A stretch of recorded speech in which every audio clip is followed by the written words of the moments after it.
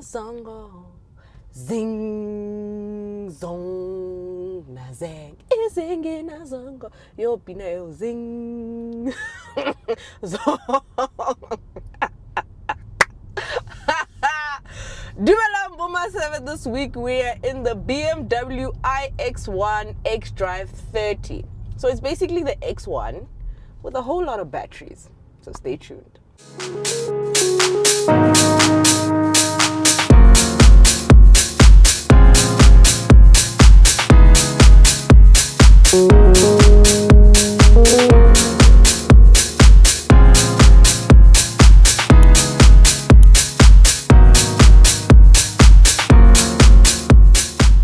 For a new or a used iX1, don't forget to check the cars.coza app and website. It's available on Android, Apple, and the Huawei App Gallery. If you also want to calculate how much it'll cost you monthly, do use the finance calculator tool. It's very, very, very accurate and very proper. I use it also for the channel. And secondly, don't forget to watch those ads. Don't skip the ads so a girl can get her coins. You know, kulaveka Gucci on the channel.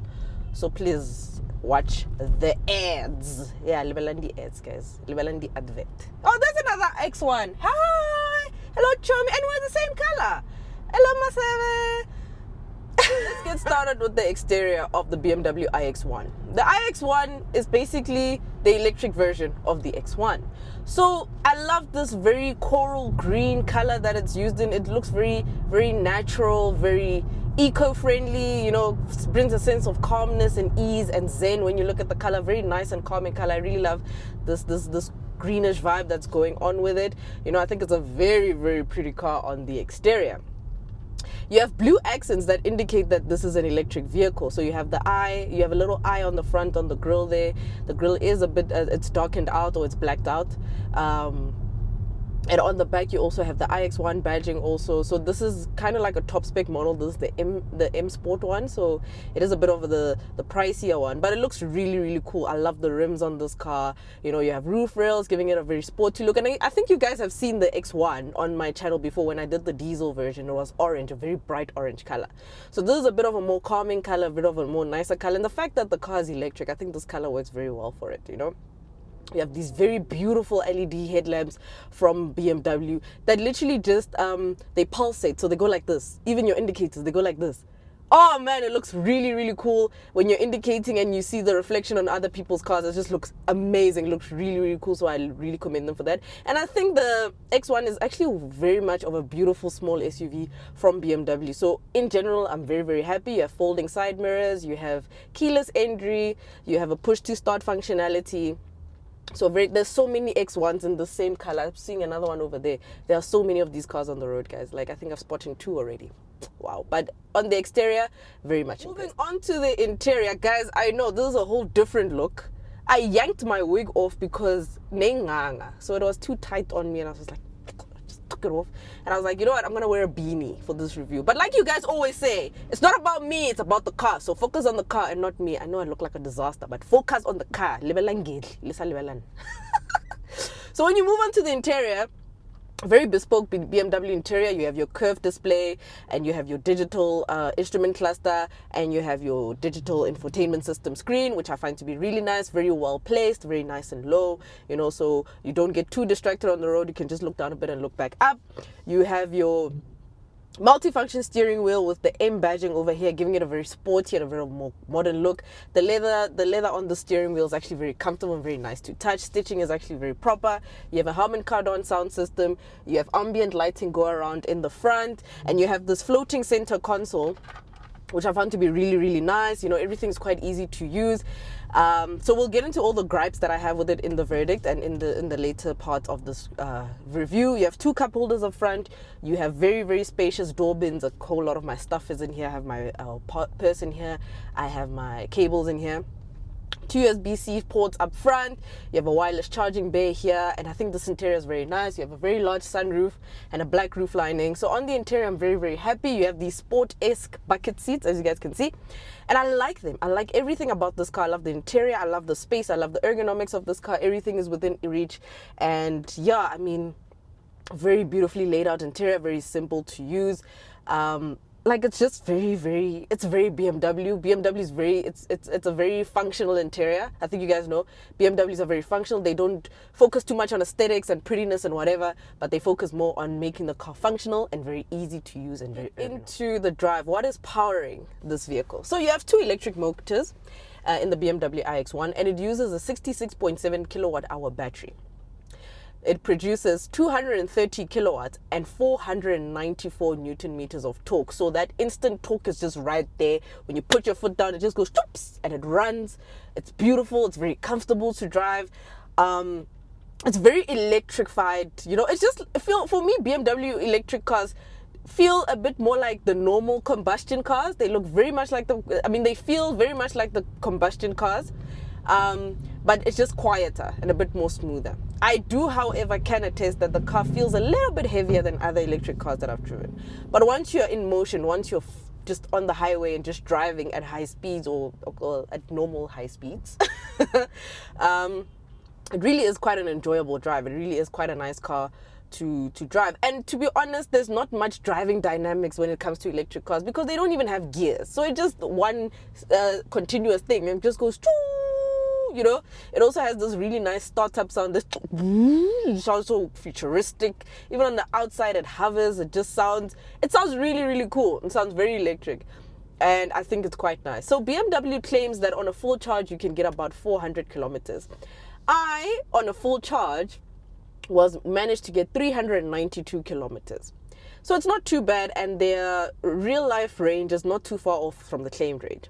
And I was very impressed because from Johannesburg, I managed to drive all the way to the south, and then I managed to go to Meadowlands, Dobsonville, and back to Johannesburg on 392 kilometers. And I'm currently on 55%, and I didn't even charge it to full, actually, guys. I charged it to 80%, which gave me about 350 kilometers of range. I drove to all those places, Meadowlands, Kokasi, whatever. And I'm now on 55% with 226 kilometers to spare. So I was actually quite anxious, I won't lie. I had range anxiety when I was going that far out. But actually, once you've charged fully, I think you can just go anywhere and everywhere.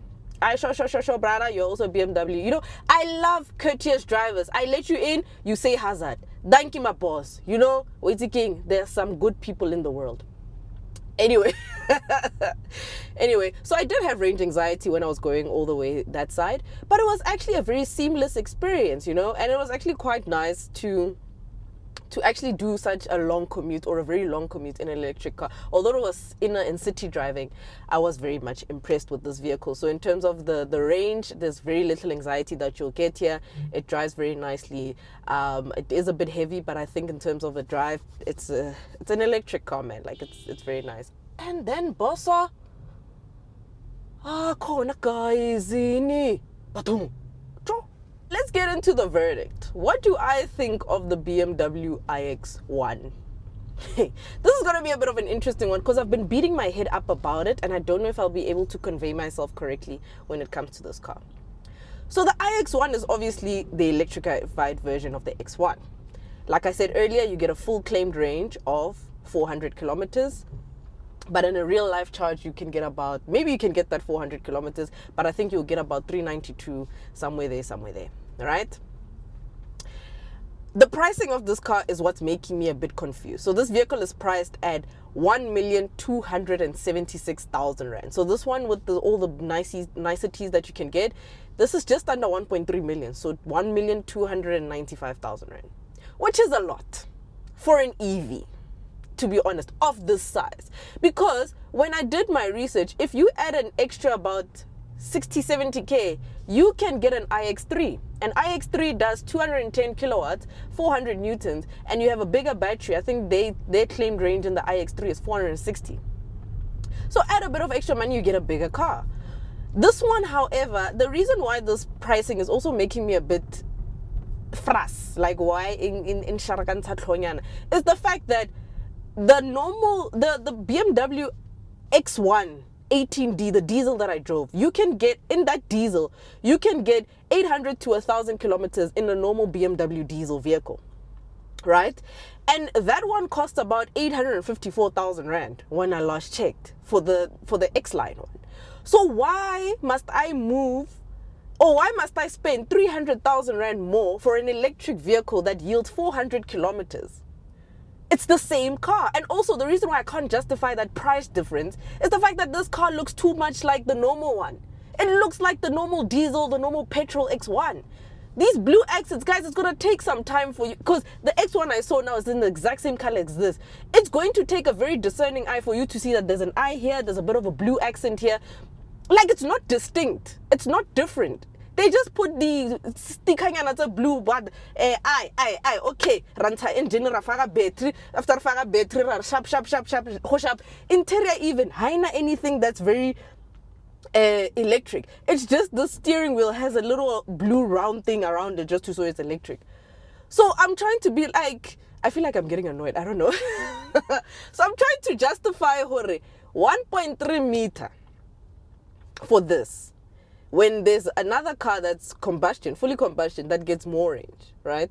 And you have to jump to this pricing of almost 1.3 billion. The iX1 in its own right is a brilliant vehicle. It's a brilliant EV. It's an award-winning EV, stunning car. But if I have to just put my consumer hat on, as a journal and as a car reviewer, yes, I'd sing its praises. 10 out of 10. Beautiful EV, spacious, great boot space, very nice things, all those niceties. But the price is my first quarrel. My second quarrel is the fact that BMW, they made these cars under duress and they just had to comply the standard, or no they do go spanning bar, they must comply, and they didn't want to, because, and this is one thing I experienced in the Mini SE and the iX3, haba puti the cable. The cables are in a compartment that are just scattered everywhere, and it looks so unneat. Other EVs, they give you little school bags, nyana, like, it's so cute, and like, just what guys, can't be that expensive with a school bag nyana that you pay. Like, when you open, get the plaka fela, like, I'm just like, no, I don't like that. Like, make it neat. 1.3 no katala di cable la telefela yan.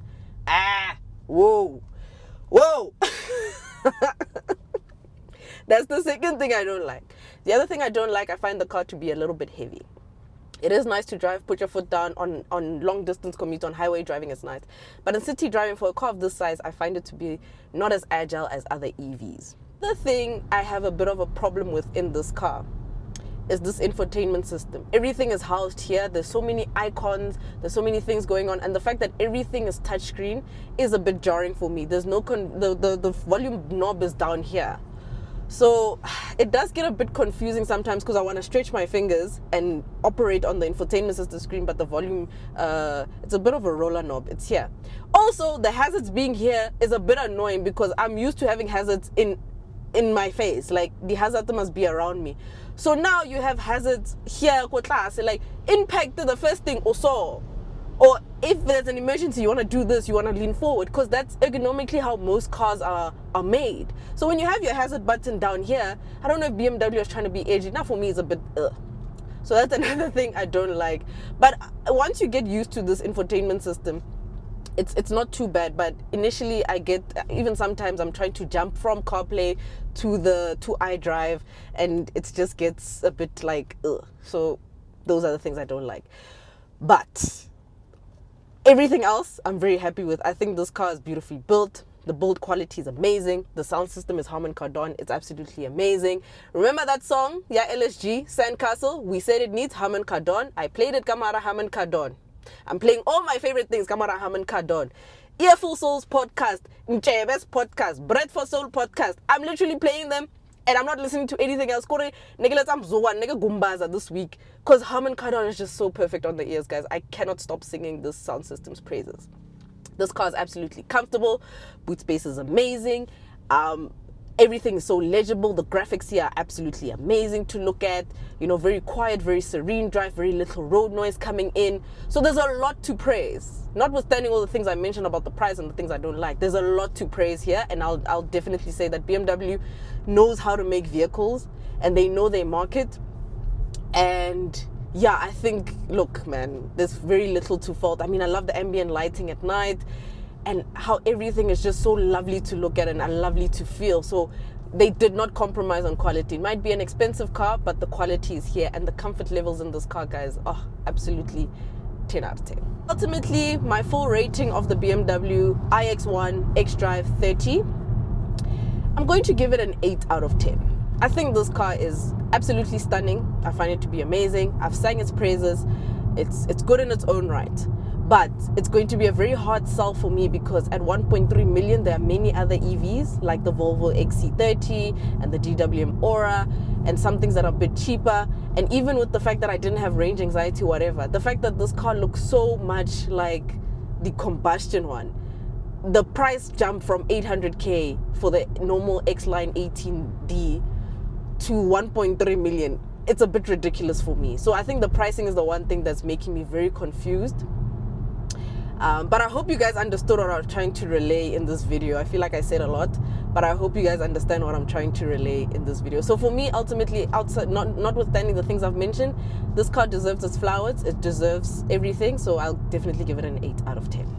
And that is it from me, Buma Server. Don't forget to like, comment, and subscribe. Watch those ads, and I'll see you in the next one. Let me know in the comments if the BMW iX1 has sparked your interest, if you guys feel electrified, if you guys feel like, you know, this is the way vehicle manufacturing should go, if we should be all electric, you know, be all in this thing.